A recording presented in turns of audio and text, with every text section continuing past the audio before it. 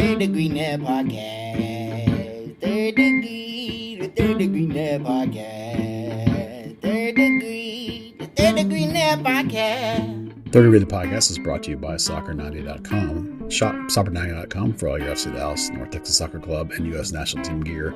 All the latest collection, including all the Women's World Cup gear, tees, scarves, and more. Everything you need to represent the U.S. Women's National Team in the World Cup in Australia and New Zealand. If you shop Soccer90.com, use code Third Degree at checkout, and you'll receive 20% off your order. Some exclusions may apply. Well, hello there, FC Dallas Curious fan. Welcome to another episode numbered in the sequential order of 221, episode 221 of Third Degree, the podcast. Hi, it's me, Peter, alongside the typical crew. First off, the man with the amazing beard, Luton Town's very own Dan Crooke. Howdy, Dan. Hello, Peter. How are you? I'm wonderful, sir. Are you in a faraway land? Yes, Richardson. Ah, very good. That would explain why you sound far away. And of course, your hero, my hero, everybody's hero, editor, founder of Third Degree, the podcast, and currently residing somewhere in a compound in a very off-grid location in the northern part of the United States, Buzz Carrick. Come in, Buzz. Hello, Peter, calling in today from my in-laws' basement in Spokane, Washington. Oh, so you've crossed the border over to where the liberals reside. Well, where they have the internet. I mean, Spokane ain't exactly a liberal area, but it's still part of a state. Oh, it's liberal. way more commie than Idaho, sir. Yeah, as a collective state, Washington certainly is. Spokane is very. And we're 30 minutes from Coeur d'Alene, Idaho, so you can imagine the kind of environment it is. But none of that matters. What matters is I drove into town to get some internet tomorrow, or later when I'm done editing this podcast, I'll go back to where there is no internet and enjoy the lake. Okay, well. But there are potatoes. Yeah. So you're gone for another couple of weeks? Yeah, I'll be back about around the 11th or 12th of August. All right. Plenty of time for the hunts to buy and purchase somebody while you're out of town, because that's how this thing works. Yeah. Yeah, and they might. We'll see. Might being the operative word. Yeah, might. Yeah.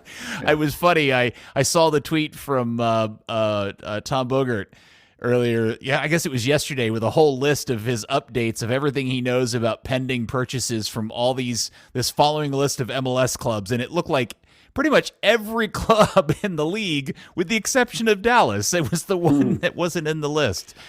And that made me chuckle. Well, since we last talked, the league has stopped down from league play and obviously started to participate in this newfangled bright and shiny Leagues Cup. Dallas has played 2 games. First off, the frustrating draw against Charlotte, and then the somewhat weirdly interesting win over Necaxa. And I'm sure there's a lot to take from both of these games, Buzz. Yeah, there's a lot of stuff that's very similar that I think we should talk about. It's worth talking about in the big context of the season. But the main difference between these 2 games is the word of the year that coach has been talking about at the very beginning, and that's mentality. And against Charlotte, from the very beginning of the game, Dallas was in a sort of passive mindset. As Oscar Pereira used to say, you want to be the protagonist, not the antagonist. And they just didn't have that aggressiveness, and Charlotte did. And Charlotte was getting stuck in, as you like to say. They were picking up recoveries. They were being aggressive about getting to loose balls. They were trying to be get at Dallas over and over. And I talk a lot about, even when Dallas is in a defensive framework like they are, they often don't want the ball. You still have to be positive and proactive. You still have to move, and you still have to get at the ball. You still have to go get it in recovery. And when you're not doing those things, it lets Charlotte stay in the game and lets them come back. And to be honest, in that Charlotte game, Dallas had probably 4 or 5 chances of goal, and Jesus in particular had 2 late that he failed to put away. Kamungo had 1 also, and they ended up letting Charlotte get back in the game. Well, you compare that to the Necaxa game, and yes, you're up a man, but right from the get-go, they had a much more positive mentality, much more protagonist mentality, and in particular, Jesus late put the game away. He closed the door, slammed the door, he made that goal when he needed to, and that's the difference between the 2 games. And when those moments come, you have to take them. Dallas is a low shot volume team. We've talked about that all year. They're pretty clinical about their options in terms of shots on goal to just shots in general. But if you don't get those goals, if you don't score those goals when those moments arise, when you're a low volume shooting team, you're not going to win games. And you do win. And that's the main difference from those 2 games. God, there were so many goals they left on the table too. Think about Bernie going around the keeper and giving the defender enough time to recover. That last 30 seconds where Jesus and Ansah run up the field. Siki ends up with an easy pass to Ansah open on the back post, and instead he just blasts the ball over. They take it up the other end, win the free kick, and score. I mean, it was. Nico mentioned mentality in the press conference. He said, they took that mentality into the shootout. That was the big issue. But yeah, absolutely. They weren't playing to win. Almost, it was just to kind of survive. And whether you're treating it as a couple of mid-season friendlies or as the most important tournament on earth, if you're on the field playing, you play. I know Nico copped a bit of flack from fans for not risking Paxton and Paul Ariola and Emma Tuamasi, but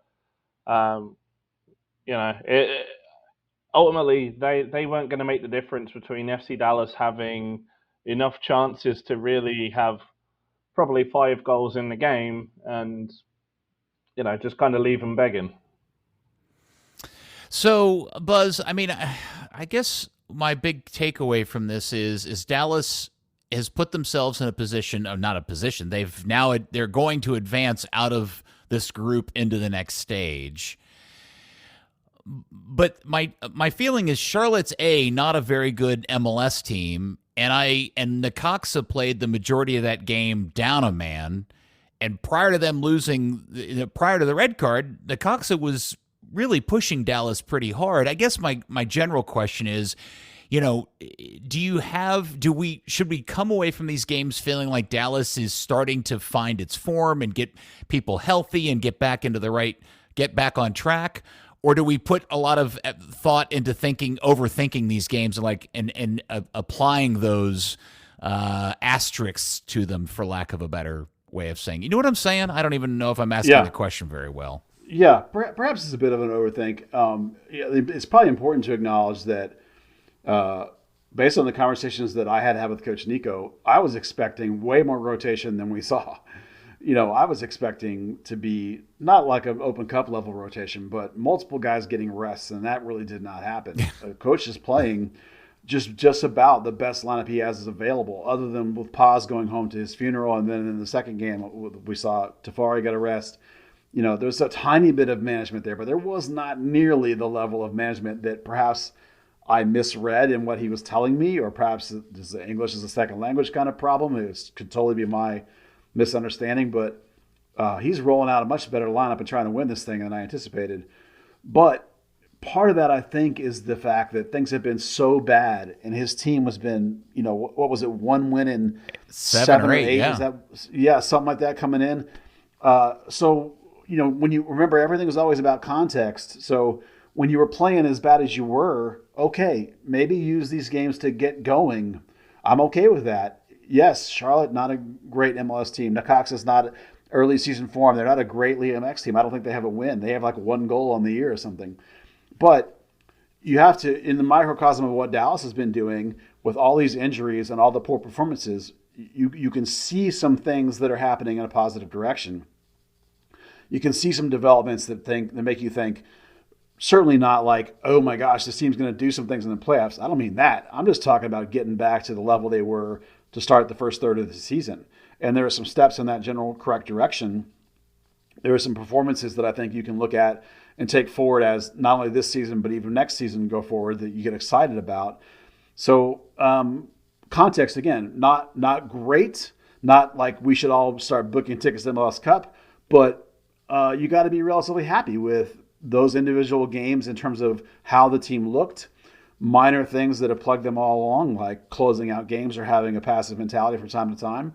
But then again, step forwards in those ways, and step forwards with a few young players. So relatively positive experiences, in my opinion, from these games when maybe they don't mean all that much to some people, but they still look like pretty legit games, and some teams are playing pretty aggressive. I mean, Charlotte definitely came to play in their game, and Necaxa didn't look like they were taking that game off by any means. Maybe they didn't start their 100% A team also, but there were some guys flying around and hitting pretty hard in that game. They weren't taking that easy either. So, anytime you go out there and battle, you can learn stuff, and I think we can learn stuff from this. All right, so instead of trying to drill down into the games individually and getting bogged down into those details, I mean, there obviously are differences in the fact that Dallas frustratingly kind of threw the game away against Charlotte. And, I guess you can they got the job done against a Necaxa side with a man down. But I guess we could go back and forth about how well they played overall. The big takeaway for me in all of this is that there is some consistency in some headline things, which is the resurgence, the grateful. I'm so grateful to see this, that Sebastian Lletget looks like he's kind of got his head screwed right back in the right direction to start with. Yeah, in my three things, I referred to it as it looks like he woke up. And it started about maybe 3 or 4 games ago. I can't remember exactly where it was. I think it was maybe 3 games ago, right before the Leagues Cup started, where I talked about in my breakdown that he had 4 moments in the game that were really key and really impactful. And then against Charlotte, he took a step forward and had an assist. And then in Necaxa, he looked really, really good and front to back, top to bottom, complete game, box to box performance. And there's something very specific that he is bringing, and Alan Velasco is bringing out. We'll talk about Alan in a minute, and we'll talk about that concept in a minute. It's so important for that 8 position. But just to see Lletget, because look, you could say about Lletget, maybe it was some things off field that were causing these doldrums, that this poor performances. Maybe it's the fact that he's almost 30. Maybe it's the fact that he had got injured twice in preseason. Whatever it is. If it's the fact he's 30, you worry about it being a long-term problem.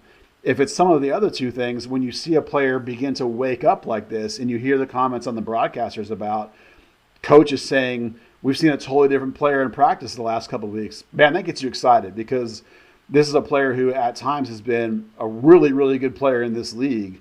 And even last season was a really important player for Dallas. And if they're going to be as good as they were last year, he's got to get back to that form, and that Necaxa game sure looked like he was damn close if he wasn't Argentine. Well, it also is important considering how much money he makes and the percentage he chews up of the salary cap. Yeah, this is a cap league, and if you got $1 million in a player, that player's got to be on, or it's going to really impact your season. Sure. So the next thing is the curious case of Alan Velasco, who appears to have been given a position change. Yeah, well, there's 2 straight games now we've seen him in there, and my suspicion is that, you have Ansah coming in, who's providing some things over there. You have Areola coming back. You have Bernard Kamungo, who we'll talk about, who's doing some great things. So maybe all of a sudden you have a lot more wings. You still have this 8 problem. Well, they put Alan Velasco into the 8 position, and he did a really nice job of playing a complete box-to-box game. He's really worked on his defensive game since he first came here last year. And it does a really nice job of that. He's still, again, he's not a defender, but he does the work, tracks back, covers guys, chases a guy down. But on top of that, in these 2 games, when they put him in this position, his passing isn't 100% dialed in, but it's way more impactful than it was on the wing. Perhaps even the numbers might look the same if you looked at passes into the final third or key passes. They might look the same, but impactfully they're not, because what he's doing out of midfield is line breaking, and he's hitting guys into open spaces, and he's creating these opportunities that are resulting in guys getting in on goal and getting chances on goal. The way Allen passes out of that position lends itself to what is Dallas's best ability, which is this quick transition where they get at guys. And when you have wingers who are a little more vertical and can do that, O'Brien by nature, Kamungo probably by nature, Ansah looks like he's also a guy like that, all taking advantage of Jesus, who's also a great movement striker. These passes from Velasco out of that position, and the way Lletget has been crashing the box and having assists, that's the thing that's been missing, right? We've been talking all season about the 8s were not doing enough in terms of getting into the box, passing into the box, getting assists, getting goals. These last 2 games, those guys are both doing that, and that's a remarkable change, and it really has been a huge missing problem. And it may be that they're both in there together. Maybe there's a threat in there together. Having the ability to have two guys that are 8s and not have a double 6 look in there when you had Edwin and Facundo together, like we saw so much when they were so banged up, it really has freed up a lot of the midfield and made a massive difference in this team. So I guess the long-term impact of that is if in fact he's helping in this position, now you've got a weird problem between Cerrillo, Facundo, and assuming he ever comes back to play soccer ever again, Paxton Pomykal, on at least as in terms of being a full-time starter, because now you're essentially playing with an individual holding mid. Yeah, this will be the trick. It goes back to a single pivot.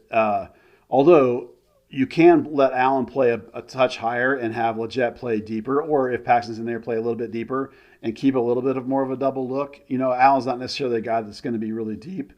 Part of that is just the personnel you've had available. This double 8 is what the coach has wanted all along. This is the idea that he's wanted, these kind of penetrating 8s. It's the way this formation works. If you have guys that can create such danger from that spot, then it puts a lot less pressure on the 6 to be progressive, and he can be a more stay-at-home kind of 6 like Facundo. It does mean you have to have a guy who can get silent on the sideline, which is the antithesis of that, of Facundo, which Cerrillo does. So it'll be interesting to see if they continue with, as Paxton gets back into the game. This is the thing that's been missing from Paxton, is this box, the passes into the box, the assists, the numbers. People joke about how other guys that have played for like a season and a half have more numbers than Paxton. It would be. I know Dan talked to Lletget about this combination, because we may see a lot more of this combination going ahead. Yeah, just ask him kind of about settling in as an 8 alongside Velasco. He's obviously had a few different partners in the midfield, but certainly in terms of profile, nothing quite like Allen. And it was kind of funny. He just said, he's kind of more of a 10 or internal winger. And I started thinking about it. It's like, he's really just being, he's definitely getting back more, but he's being deployed almost like just a very deep lying inside wing and still allowing for wing play on the outside. Yeah, this is the prototypical free 8 that Allen's playing. It only works because he hustles back and does cover, and the other guys have an awareness of the way he plays. It'll be really key to see how it works against teams that have a really dominant midfield, because it might break down. If you run up against a team that's got 3 phenomenal midfielders in there, it'll get really tough. I'm interested to see how that plays out with different combinations of wingers as well, because I think a big thing the last 2 games is, Velasco rotates out to the left. You've got whoever's playing on the left rotates into midfield. Bernie and Lletget can have a little switch around. Jesus can drop into any of those roles. You've got a lot of rotation in that front 5 that we don't often see. Even as fluid as tactics are, quite often the roles in FC Dallas of who's where when seems to be pretty rigid. Well, it does beg a lot of questions moving forward in terms of how all the pieces fall together, because I'm still curious to know that if Velasco ends up being somewhat of the key to solving some of the attacking problems, what does that mean in terms of Paxton's place on this team, or Facundo or Cerrillo's? Because I know, and a lot of people live in a world where they think Paxton should be a 6. I still don't think he is. But assuming he gets back to health and 100%, it will be interesting to see how Nico decides to utilize all these players, assuming he gets them all back healthy at some point. Yeah, in a team where a coach is always going to want to be a single pivot if he can help it, you're really going to have 1 6 in there. When he wants to, from time to time, do a double, it's going to be hopefully an 8 dropping in there, a Paxton or a Lletget. The thing for Paxton is he's had this issue, this one problem, and that's what's been the problem this year. We just talked about it a whole bunch. If Lletget and Alan Velasco are doing this component, this driving into this box, the passing into the box, the creating assists, creating goal scoring chances, and Paxton is not, then short term it's real simple. Paxton ain't going to be playing. He's going to be on the bench. Yeah. Long term, he's got to solve this problem. Dan, I know you know this. He's got to fix this problem. And if he doesn't, long term, he's going to have a lot of problems as this league continues to be better. If he finds this component, within a season or so, Lletget's going to be moving into his low 30s, and it'll be time for him to retire at some point soon. And maybe Paxton is again that guy, because if he doesn't find that ability, it's not going to go really well for him at the 8. I know he played the last 13 minutes of the game against Necaxa. Have we had any update on his health status? I know, Buzz, you've been out of town. Dan, has that been reported at all? I mean, he's back now. Now they're kind of focused on the last, I think it's 4 that are still a bit walking wounded. So I think as far as everyone's concerned, Paxton Pomykal is back to 100%. Okay. So next on the list of things that have been fun to watch is obviously, what order should we do this in? Should we talk about Bernie first or Ansah, the new guy, first? Sure. Whichever. It doesn't matter. It's your show, Buzz. You pick. Let's go with Bernie. It's on the list first. All right. Well, the fun thing about Bernie is that watching his ascendance, I definitely did not have Bernie breakout on my bingo card for this season. I have a lot of confidence that he was going to do it eventually, but I thought it would be at least next year, mainly because there weren't going to be a lot of minutes available. And then all these injuries happened, and he almost got forced into being playing. And then he does what Bernie does, which is he has these moments where he does great things, and he's mostly taken advantage of them. The times he didn't, his led to Dallas not getting results, and the times he did, it led them to getting results. And that's always been his nature. The difference has been that in the past, or his performances this season or earlier this year, or when he was with North Texas, he wasn't always dialed in completely with the tactics or the team shape or where to be or how to play defense or how to press or when to press. And those things are making him big strides, and that's really impressive to see. The more minutes he gets, the more comfortable he is, the more he fits in the shape. You can actually contrast that with Obrian, who had that run where he was engaged and dialed in and played with everybody else and looked great. We jokingly called him MVP Obrian.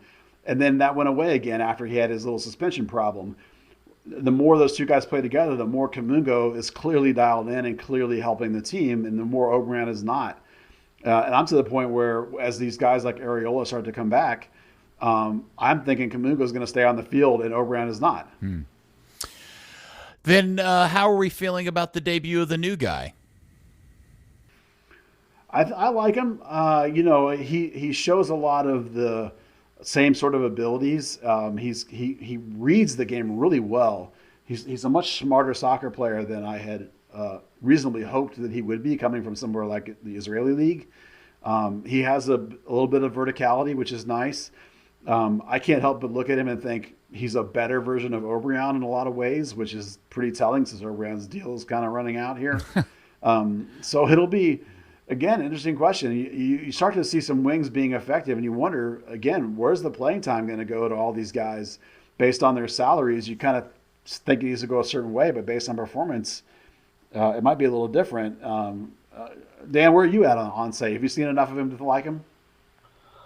I mean, little bits, obviously. I liked him getting involved straight away in the first game with the breakaway. Damn it, Siki just passed to him and give him his first goal. I thought defensively, he looked completely sound, better than Giovanni Jesus. I mean, I know it's not really saying a ton, but considering the guys are winger and forward, he's back closing crosses down, defending well, standing his man up, not lunging in. All things you kind of associate with forwards defending, I guess. And that run to the back post for the goal, nice finish, lost his man, did exactly what you want him to do. Buzz, over in the Discord, and the great original Burn fan, Dustin Chrisman, pointed this out. But it is really weird that we are following a club that somehow spent a lot of money on Christian Coleman, Franco Jara, and now Jimenez, who have collectively produced pretty much nothing. But it's also the same club that found a kid playing high school ball in Abilene and another guy who showed up and played very few minutes and already produced more, who was playing first division ball in Israel. And it's weird to see how this club is good and bad at this process of scouting players. Yeah. Oh, and you can even point to their own ability to develop their best players from internally from Sure, the academy, too, yeah. rather than these signings. I think Dallas is really, really bad at overpaying for names or overpaying for like where players come from. You know, when they've gone to players that play for Division I's, La Liga teams, or from these big, huge clubs you've heard of, the players that they're getting are players that have failed at that level and they're rejected at that level and they're not good. Whether it be all the way back to Danielson, whether it be Franco Jara, coming from Pachuca, whether it David be Divino, Jimenez, whether it be Jose Martinez coming from the Barcelona system. They're at their best, they seem to be, when they go find guys that are slightly more obscure. I think you could even include Schellas and David Ferreira, when Schellas had seen him playing at some tournament that he went to as a coaching clinic thing and had seen him playing years before and remembered him, or these guys that they're getting from these European retreads are just not doing any good. It's doing good when you're going down and getting Juan Toja out of some obscure, I don't remember where he came from, but it was somewhere not that great. Obrian is ordinarily a kind of player like this, and despite the fact we think Obrian's not the greatest thing in the world, he's had a couple of pretty decent seasons, for what he costs relative to what Jimenez costs and what he hasn't done, or what Franco Jara costs and what he hasn't done. So they're at their best with the diamonds in the rough, and not when you're paying a premium for a guy. I remember, I'm going to use an analogy from fantasy sports, and this may sound like a bad analogy, but bear with me for a second. Okay. I was in a fantasy league maybe a decade ago, and at a sports network, and one of the guys in the league was always trying to do these trades, and he would be like, "Oh man, I got this guy. He's an all-star. He'll be great for your team." And trying to trade you to him, and I said to him, "Who cares if he's an all-star? That has nothing to do with fantasy sports." And that idea that like you're going to overpay for a guy because he comes from a top 5 league, or he comes from a PSV, or he comes from a big, huge name in Brazil, that little extra you got to pay to get the BMW, to get the Mercedes, is not worth it. You're better off getting the Chevy down the street that the hot rod kid put a kid on. Those are bad analogies perhaps, but it's kind of the way I feel about Dallas. This is a Dallas that doesn't spend money well. They don't. They dig well. They dig down and find little gems, but they don't go spend big well. Yeah, it's weird. We get stuck on a couple of players that because they are the big dollar players, and a lot of this season has been fretting over the fact that the money spent on Areola and Lletget started to look like it was wasted as well. Lletget's starting to look better, and Velasco, not Velasco, Areola I still think is a little bit TBD at this point. So it is a weird dichotomy of being a Dallas fan that you've got those two different things going on at the same time. It's just an oddity. Yeah, I think you could even include Alan Velasco as a more of a diamond kind of player, because he didn't come from Boca or River. He came from Independiente, a little bit more off the radar. Yep. Carlos Grezzo didn't come from Bayern. He came back from one of the smaller German clubs, and probably only happened because Oscar, I imagine, that relationship. So they have had some hits from places that are a little more well named, but again, it's never the big time. It's always better when they stay small and get these guys that sort of have slipped through the cracks somehow or another, or come from this Israeli league. Or you even look at the Hungarian cowboy that they just sold. Oh my gosh, Shun. Yeah, Shabulk Shun, who we thought looked pretty good in certain opportunities and chances that he got. It just turned out to be a player that didn't fit with the new coach. But again, from kind of an obscure sort of league and kind of a team that's maybe off the radar a bit. Those are the kinds of things that pay off, and we want to see more of that kind of stuff, not less. Yeah, it's funny you mentioned a few minutes ago, and I had never thought of it this way, but just consider the knock-on effect of Schellas Hyndman remembering David Ferreira, what it has meant to this club long term, because you don't get Jesus Ferreira without David Ferreira. Yeah, the important part of that story to understand is like a lot of people think David Ferreira came from the Cap relationship that the Hunts developed, and that's not really true. They got Rocha and Michel, and they got a couple good players from that relationship, but Schellas Hyndman, knew about David Ferreira and had seen him when he was down in Brazil, because he used to go down there quite often, and came in to join FC Dallas with that player in mind. That was not a guy that came from the Cap relationship. That was a Schellas deal, and it's funny how we joke about the knock. I remember of Dax not getting protected, and there's a funny knock on that ended up getting in Ryan Hollingshead, which in a way gets you Marco Farfan. Everything is connected. There's a context to everything. Nothing's in a vacuum. And sometimes it's weird how things work out this way. I'll tell you a funny story to do a tiny bit of news on North Texas. Speaking of this kind of finding diamonds kind of guy, North Texas Soccer Club just signed a kid called Latoro Tobo-Ada. He's from Argentina, so forgive me, I'm butchering that name. Taboada, I'm going to say. He's from a club called All Boys, which is a Division II club. We talked about him like 3 weeks ago, maybe, that there was all this news happening. Well, he finally was announced. So to remind everybody what happened, I think he's 18 going on 19 years old, somewhere in that neck of the woods, and he was one of their biggest, brightest up-and-coming prospects. He played 5 times for their first team, and their fans are super hyped about him. They're like, this is going to be the guy. We love him. It's going to be so awesome. The stupid club failed to get him signed to a contract.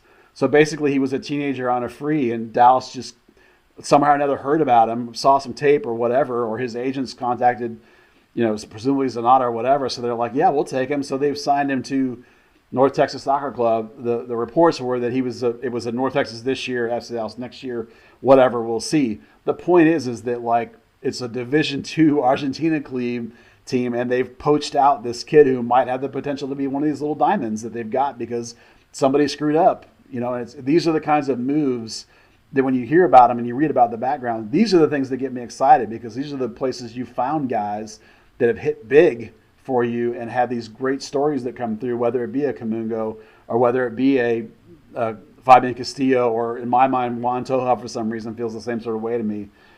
These obscure players that come out of South America that turn out to be a lot of fun, and I'm hoping this is going to be one of those guys because it fits this MO of when Dallas has hit this kind of thing. What position does Laturo play? He's a striker winger kind of player. I'm not sure if he's an outright 9 or whether he's a winger, but he's an attacking player.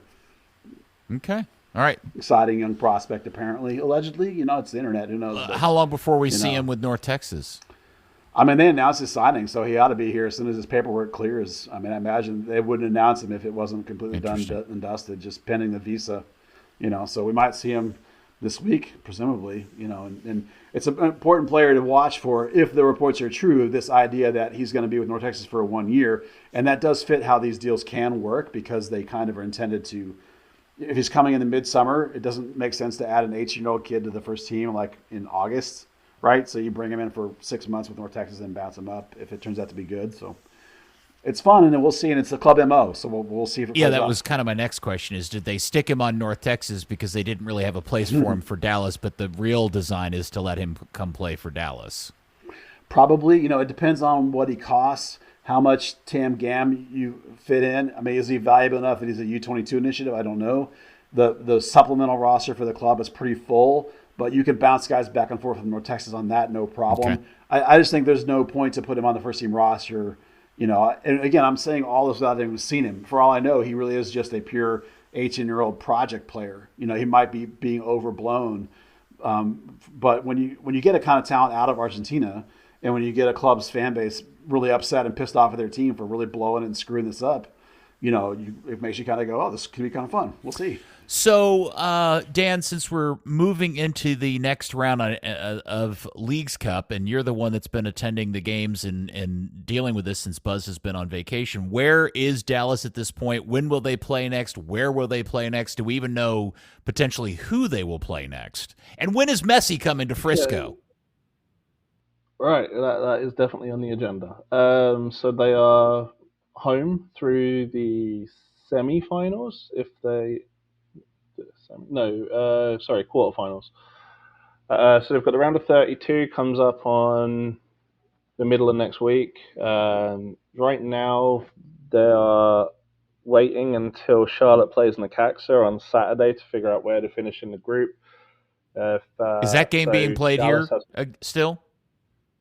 That's going to be in Charlotte. Oh, okay. So effectively, Dallas has 4 points, 3 points for the win against Necaxa, 1 point for the tie against Charlotte. Charlotte got 2 points for that, a point for winning the penalty shootout. So it's like MLS Next Pro. So if they win a penalty shootout or they win the game outright, they go top of the group. If Necaxa wins, or wins a penalty shootout, then Dallas finishes top. If you really want to see Messi quickly and have the better chance at it, you want to probably have you probably want to finish second. You would get Mazatlan in the next round, and then you would play Miami in Frisco immediately after on the 6th to the 8th of August. Okay. The other way means going through potentially Pachuca and any one of, let me see, it would be Cruz Azul, Atlanta, and who's two? And potentially the runner-up of DC United, Pumas, and Montreal. So Dallas will play next again sometime midweek. We just don't know who yet until after Charlotte Necaxa. Yeah. Okay. And then if they do finish top of the group, they would have the potential, instead of a round of 16 matchup with Miami, it would be a potential quarterfinal. Oh. But in both cases, the weird thing with this competition is in the round of 32, this next round, whoever won the group is the team that hosts. After that, it's just whoever had the better 2022 record. So Dallas and Miami. Dallas was seeded, Miami was not. So Dallas would host. Okay. Well, I think we have to talk about the format of this tournament because they went with this no ties thing where you're going to have a PK, and if you win the PK, you get an extra point. So you can have 3 for a win, 2 if you win the shootout for the tie, 1 for losing the shootout for the tie, and then 0 if you don't. The funny thing is that that's the MLS Next format. So to me, that means someone in the MLS competition committee, maybe it's Durbin or somebody that's an owner that's sort of involved, which means it could be Hunt or it could be a couple other guys. Somebody really has a jonesing for this format because they've basically forced it into MLS Next Pro this year, and now they've forced it into Leagues Cup. So somebody with some power and some authority really likes this idea and is really hoping it's going to pay off because they're cramming it down our throats when nobody asked for this. Yeah. I think a big thing is, they've tried a lot of different things with MLS Next Pro and nobody cares. No one's watching it. Yeah. You've got eyes on this. You've got Messi on it. So they are doing all this silly stuff like at the games, all 22 players come out of the tunnel and then they wait with their mascots and they get individually introduced like an NBA game. Oh, weird. They get a little bit of music. They play music over goal kicks. Granted, that's to stop people, doing a certain chant. You've got teams. There's no home teams. It's technically just neutral site venues. So there is music for both teams. There is fireworks for both teams. The graphics are the same for both teams. So Charlotte wins a penalty shootout at FC Dallas on Friday night, and then music plays as if FC Dallas has won. And even the format of it was a bit silly. The game finishes as a tie on Friday. Everyone leaves. So then they have to rush out an announcement, hey, there's a penalty shootout coming up.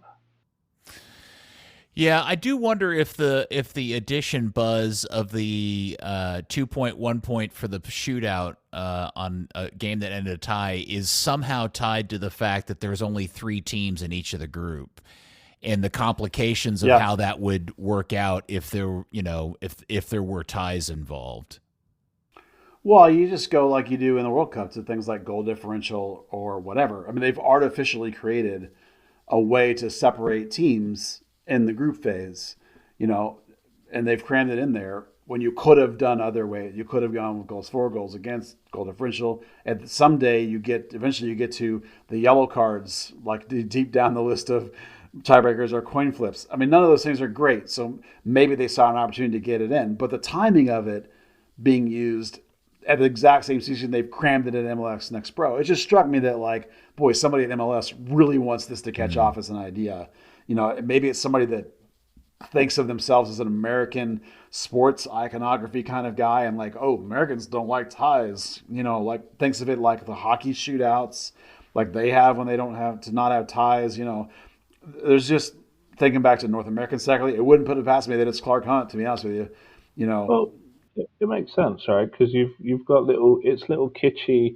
Hey, can this take on? You've got those NBA style player introductions. You've got the minor league baseball. Let's play music over the game itself, and let's just shoot off fireworks for anyone and play music for anyone and graphics for anyone. Let's treat it as a World Cup, or MLS or some has control over each of the games. Everything's just odd. It's a bit of a light Americanization of soccer. And so it's just kind of weird in a way, and then having it happen twice was like, somebody really wants it. Well, I will only accept it if the penalty shootout it goes back to the original MLS 1.0 run-up shootout. Now that I would be into. Well, yeah, I don't think that'll ever happen because I can't find the story about this, but in my mind, in the back of my mind, I'm very convinced that the reason that went away is the players or the players union complained vociferously about it because the amount of injuries in it is percentage-wise very high, and that's why Ronaldo got wiped out playing against Dallas. I don't remember anybody ever getting hurt during MLS shootouts. Yeah, it happened a lot. Did it? Yeah. When Eric Ronaldo's talked about it a few times about him doing his knee on one of them. Yeah, I mean, relative to regular PKs, it's infinity to zero. No one gets hurt on a regular PK. And compared to the run of play, yes, people get hurt in the run of play. But that's the thing is like you're creating an artificial run of play moment, which is like a breakaway. So it's a very high volume of injuries in that moment relative to normal soccer play. You've basically taken the most dangerous part of soccer and made it the way to win the game in extra time. It was right, which is a keeper coming out and smashing a striker. That was great. That's like, to me, that's one of the highest injury situations there is, other than maybe two guys clashing heads when they go up. Those are the two worst ones, pretty much. So, maybe two-footed tackles is right up there. It'd be like trying to decide overtime with two-footed tackles. It's like you're picking a high-volume injury situation. So because of that, I don't think it'll ever come back. I don't have any direct evidence to point out to say that's what happened. But that's what I remember, is that being the reason at the time why they did get away with it. So considering all the player personnel stuff we talked about a while ago, do you have any prediction of what the starting – actually, maybe my better question is, Buzz, Leagues Cup or not, do you have a sense as to what Nico's best 11 is at this point? Well, it's pretty close to what they're rolling out. There's a discussion to be had with Giovanni versus Junca versus Tuamasi at right back. I think they would prefer it not be Junca. I think you'll probably see a little bit of Tuamasi at home. On the road, Giovanni at home, because Gio's defense is so horrid on the road in particular. I think the Facundo Edwin situation sort of is leaning Facundo pretty heavily at this point. The way Sebastian, Lletget, and Velasco played the last couple of games, it's going to be those two guys at 8 indefinitely until Paxton outplays those guys, because you now have some more bodies at the wing. So now you don't need Velasco at the wing anymore, so there's some freedom there. And so Siki or Paxton's got to outplay Lletget or Velasco, and I don't see that happening right now. And then wing is going to be up for grabs. I mean, Jesus is by far the guy, of course. So your wing is going to be whoever's playing the best. And to be honest, right now, it's not O'Brien. Right now, it's Kamungo. and somebody. And who the other person is going to be might depend on how fast Paulo Arriola gets healthy. By the way, if you watch him run around, you can see what I said. He was only 80%. Just look at him run. He can't hardly run the same as he used to. He looks like a guy in preseason. So it'll be a question of how fast does Ansah adapt? How fast does Arriola get back to his 100%? Meanwhile, it's going to be Kamungo and Obrian going forward, I think, until one of those other guys gets back to their selves, or maybe you'll see some Dante Sealy get some moments, but I don't think they'll want to start him if they can help it. So really, it's just a question of can Ansah or Arriola unseat Obrian or Kamungo at this point, and that pretty much is it. I mean, that's the shape, that's the personnel. I think next game, since they rotated in Martinez for 60 minutes, I think you go Martinez again and bring back Tafari and give Ibeagha a break, because Ibeagha played a ton of minutes while Martinez was out. So they'll do the same sort of rotation, and let Martinez have 60, 70 with Tafari, and then bring Ibeagha back in, because Ibeagha and Tafari is the combo. But really that's it. They're using their subs enough to give guys breaks, and some debate about Tuamasi and Giovanni. Really, that's it. All right. Well, so that leads me to the next question, which I think everybody is kind of the elephant in the room, is with the window still open. I know we've kind of beaten this to death in the previous last couple of episodes, but is there any movement? Is there any likelihood Dallas is going to make any other moves? I think there's a chance. I got a nibble the other day that, with Zanata talking to somebody about how they're going to do something in this window. But I would, again, double down on the idea that I don't think they have a lot of assets. I'm not sure that they're going to get any money for Reynolds' move, because it probably wasn't a profit, and it certainly is not a profit for Roma. It depends on how the deal is structured. Only Zanata will know the answer to that question. They probably got a little bit for Che, but again, I have no idea how much. The thing is that they spent, let's just look at Arriola. They spent $2 million in Tam Gam just to get Arriola in the first place. And then they went and spent some to get Sebastian Lletget. And so the thing to understand is that about that sub, that funny money, you get it for being a bad team. You get a little more. If you sell players, you get a little more, than everybody gets a little bit every year. So what the stuff Dallas had that coming into this year, they spent to get those guys last year. And you might think to yourself, that's not that much money, but it really is in TAM and GAM. And why that's important is because the TAM is what you use to buy a player, and then the GAM is what you use to make them not be a designated player. These MLS rules are ridiculous. So the reason that's important is that you need, in order to make a guy, let's look at Jose Martinez, for example. The reason he's not a DP is because they need something roughly around $400,000 in GAM for him to not be a DP. And you can go through the top 6 or 7 guys on the roster that aren't DPs, and that's true of how they fit into the roster. Well, if Paul Arriola was $2 million, right, and you had 4 or 5 guys that you're buying down on your roster, that's now $4 million. Well, nobody's got these boatloads of TAM and GAM laying around. It's not like it's just money in a pile somewhere, right? It does expire. You only have it for a certain amount of time. Yes, you had a whole lot of it from Pepe. You had a whole lot from Tanner. You had a whole lot from Reynolds, but that's all gone. That all went down the river now. It has been used and has been spent. So there's not like this big, humongous chunk of money laying around to which to sign a guy who's under contract.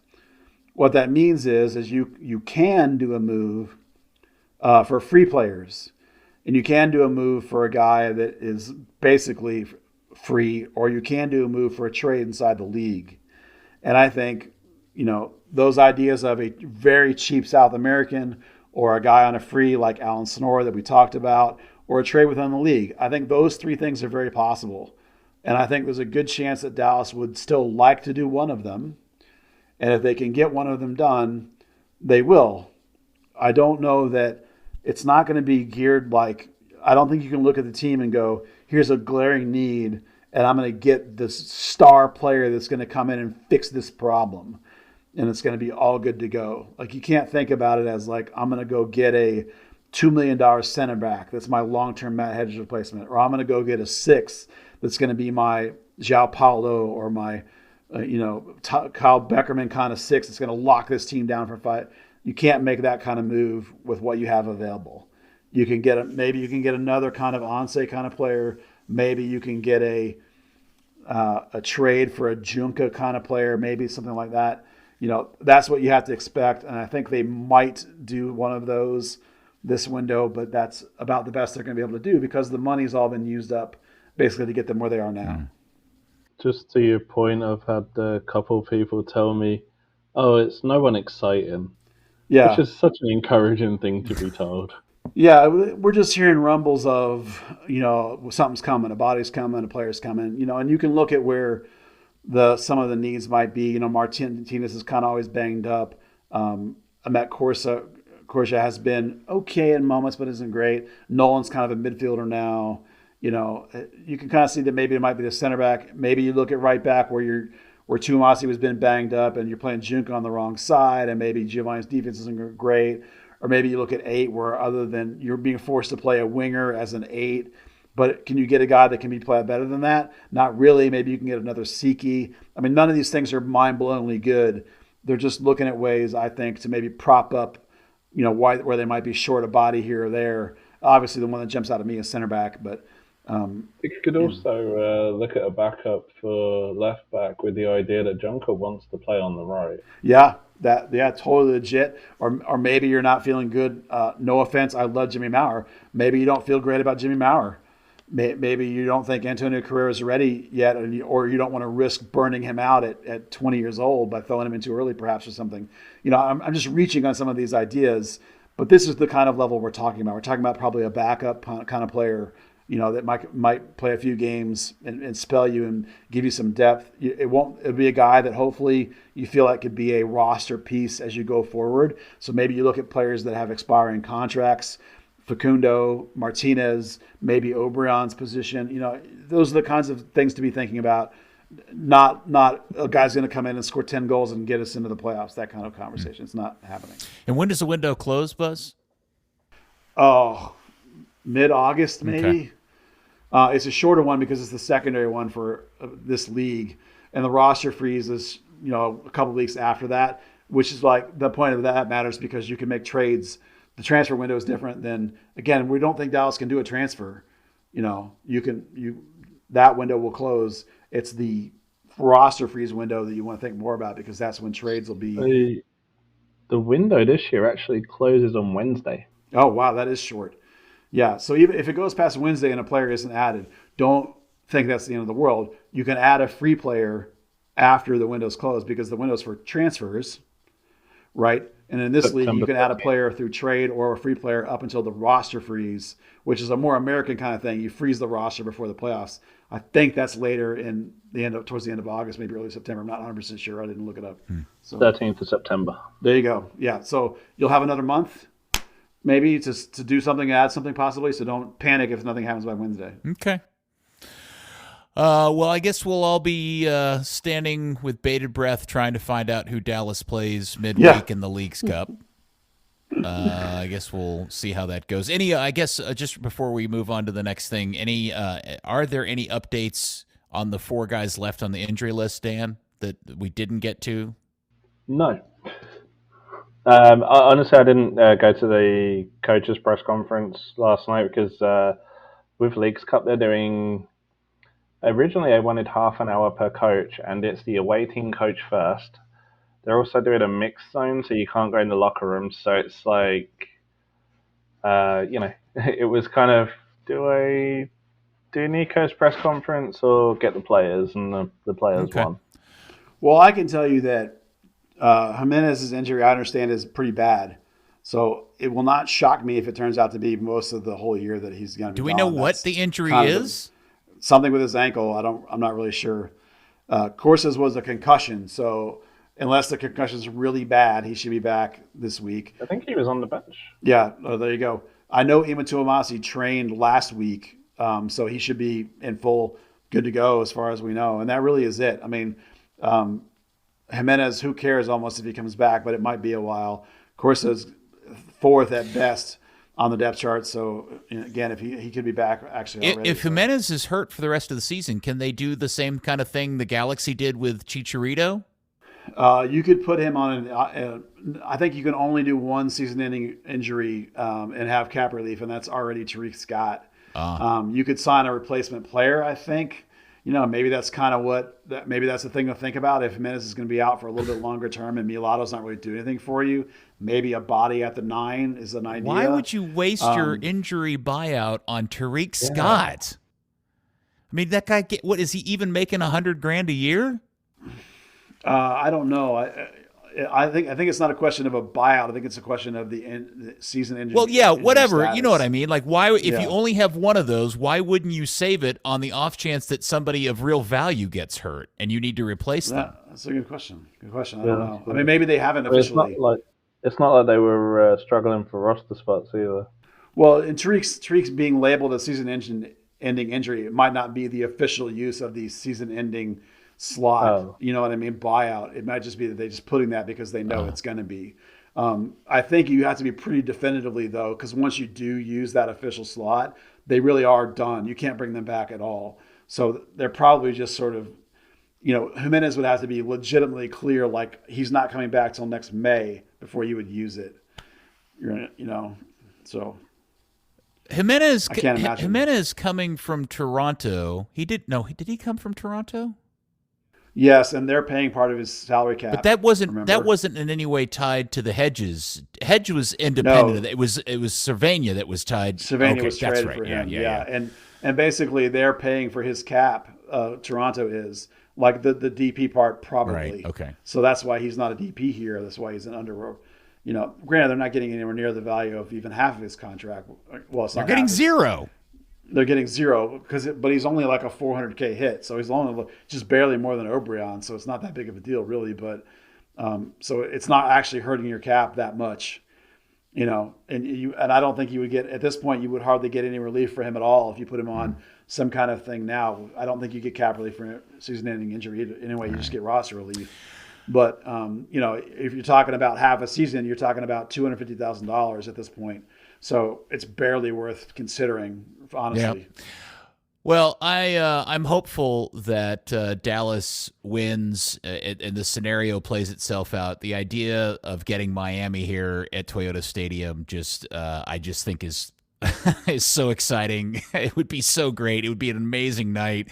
I've watched the 2 Miami games with great interest and just. Like the game against Atlanta. Did you guys happen to watch that game by any chance? The Miami-Atlanta game? Dan, did you? No. It was beyond bizarre. Like I don't know if you saw the stat. Nobody fouled Messi in the 78 minutes he was in the game. How does that happen? I don't know. And here's the crazier one. I would swear to you, it was almost as if somebody had instituted a rule that nobody could get within 10 yards of Busquets. And there were periods of time where Busquets would track back into their half of the field to get the ball, and there was nobody near him. And Atlanta did nothing to try to stop that. And on the opening goal, Busquets is in all kinds of space just to look up and watch Messi run in behind. And I'm just working under the assumption that as this tournament goes on and as they get back into league play, somebody's going to go, yeah, we need to put people on Messi and Busquets. And we can't let them just do their thing without any pressure whatsoever. And I'm hoping maybe Dallas is the first team to apply that, but I guess we'll find out. Well, Busquets' entire thing is his brain. He's outright slow. And yet he's always wide open for the ball. He's always making these game-breaking passes. He's always in the right place. Buzz, I'm sure that's even worse against Miami. You mean against Atlanta? Yeah, against in MLS. I'm sure that what his 4 yards of space at Barcelona has turned into 10 yards of space in Miami. It was weird. It was like literally. It was like the Atlanta coach said, "Don't bother to even go near Busquets." Yeah. It was the weirdest thing. Weird. And fascinating to watch, but it's fun nonetheless because the two of those guys are just so awesome. So lots of fun. So hopefully they make it here. It'd be great to see them play at Toyota Stadium. I'm looking forward to that. Yeah, for sure. And whoever I have to write my $10,000 check to. Well, that's me. We already that's talked right. about that. Buzz is the one Yeah. that saved me from having to spend my life savings to see that game. Well, just not 10,000. It's 9,900. Oh, and have you changed your mind on the price since it became more of a real possibility of Oh, happening? did we settle on a price? I didn't realize we got that. I just said I had a ticket. Crap. I'm screwed. I'm totally screwed. All right. Well, anything else we need to get to, my dear friend Buzz? No, that's good. I think that's everything. I mean, I'm sure there is, but we got lots of time. All right. Dan, you got anything you want to throw? Any other fun stories from the 2 Leagues Cup games you attended? Fun. No. Dan's not a Leagues Cup fan, I can tell. No, it's a little bit hokey, and mid-season friendlies are always kind of a bit whatever. All right. Well, it doesn't appear that many people care because the attendance has been really poor, and I think it's been poor everywhere in the tournament, with the exception, obviously, being Miami. About that, so they announced 10,000 first game, and it was reasonable attendance. They announced 6 for the second, and if there were 6,000 there, if there were 3,000 there, then they did well to hide them as plastic seats. So it sounds like there was a lot of pressure for people to buy next year's season tickets so that they could lock in all of the Leagues Cups games. But then weirdly, a bunch of people's access accounts had the Necaxa ticket removed. Yeah. So they were like, screw it, I'm not going to go out and buy one. Yeah, I didn't get the Necaxa ticket with my Leagues Cup package. Why? But there were people who the ticket was in their account, and then it was removed. I had a placeholder for it, and then it went away.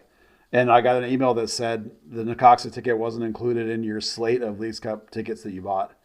I have no idea why it was not. I couldn't possibly give you an answer for why it was not, but it was not. Hopefully, if they keep this competition going into future years, that they take out some of the stupidity of it. There's even to the point where in the stadium, the lineup graphics for Twitter are actually shown on the screen. Now, Twitter's the format of the Twitter graphic doesn't really go well with that very wide scoreboard, but FC Dallas isn't allowed to control the scoreboard because it's MLS's game or some's game. So someone independent has to do that. Just give the teams control of certain things. Let them give the experience in their home stadiums. I'm sure, you wouldn't want to go to Atlanta or Portland or wherever and experience a sterile atmosphere because all the things that make those wonderful places are taken away. Weird. I don't quite yet know how to wrap my brain around this whole concept of this Leagues Cups thing, or how it grows, or how it becomes popular. It's going to need some sort of special moment, and maybe it's messy. Maybe Messi and friends make this thing a magic moment, and everybody finally buys into it for the next time they do it next year. I don't know. We'll see. At least for one game.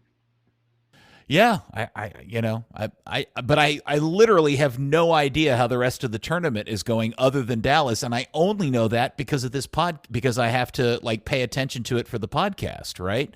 I have no idea how anybody else is doing. If you think about it this way, right, the majority of revenue goes back to Soccer United marketing. So FC Dallas goes out to everyone and says, hey, there's a chance that Messi comes here August 6th or August 11th. You need to be here for that. To be here for that, you need to buy all of the games. You need to buy your season ticket for next year. So then they're making money. The league's making money. It doesn't matter how many butts are in seats. It just because the same people on TV are going to be watching on Apple. I will say that I have enjoyed the soccer on the field. Charlotte being in the Eastern Conference, it was nice to see them. Playing a Mexican team in a game that counts, quote unquote. I got my air quotes in the air. I'm going to say it counts because it's a cup. I mean, other teams other than the United States are used to cups. So foreign players get the idea of cups. Foreign teams get the idea of cups. There's been a fair level of competition, I think. Teams have been trying, from what I'm watching, to win these games. I've really actually enjoyed it. No complaints. I just really hope they find a better time to put it on for both leagues. Yeah, I'm sure there was. I mean, you think about it this way: your eyes have been off MLS really due to Nations League, then Gold Cup, then the All-Star break, now a full month for Leagues Cup. Well, I think that the MLS probably pushed for it to be opposite CONCACAF Champions League because, MLS teams always talk about how they're in preseason form and Liga MX teams are in midseason form when they play that thing. Well, now it's the opposite. And MLS teams are doing pretty well against a lot of these Liga MX teams, and the numbers are leaning MLS. So, and maybe it's just the anomaly being this year, but you've got 4 separate events that are taking away from the league back to back to back to back. Yeah, that's true. That's true. Weird season, no doubt. Well, we play the Gold Cup too much. We need to play it less. So anyway, Well, I mean, they're going to have Copa America coming up after that. You've also... Well, it is interesting. I'm sitting here looking at the website of teams that have already qualified for the knockout round. There are 1, 2, 3, 4, 5, 6, 7, 8 MLS teams that have already qualified and only 3 Liga MX teams that have. And who was the first that hadn't qualified through winning the whole league last year? Your boys. Little old FC Dallas. Your boys. Yeah. Yeah. All right. Better than you think. Yep. Well, Dan, thank you, sir. Thanks for your hard work, diligence. Thank you. Yeah, and fuzzy beard. We love that fuzzy beard. And Buzz, I hope your camp meeting, whatever it is, indoctrination, whatever's going on up there in Idaho, I hope that continues to go well. Yeah. The lake is beautiful. Yeah, the lake is beautiful. We'll have fun. Don't get eaten by a bear. How about that? I will not. There's too many people around for that. I did see somebody got eaten by a bear the other day. Well, we don't want you to get eaten by a bear either. I've switched from the place where people go hiking and die from the heat to the place where people go hiking and die from the bear. Is it the cocaine bear though? No. Third Degree the podcast has been brought to you by Soccer90.com. Shop Soccer90.com for all your FC Dallas North Texas Soccer Club and U.S. national team gear. The women are at the World Cup. Take down in Australia and New Zealand. Get your gear to support them. Your scarves, your jerseys, everything you can want. Soccer90.com. Use code Third Degree at checkout for 20% off. Some exclusions may apply. All right, everybody. Well, thank you guys, and thank you, FC Dallas Curious fan. We will speak to you next week on another episode of Third Degree the podcast. They're still crappy mid-season friendlies. Third Degree, the Third Degree Net Podcast. Third Degree, the Third Degree Net Podcast. Third Degree, the Third Degree Net Podcast. Third Degree, the Third Degree Net Podcast.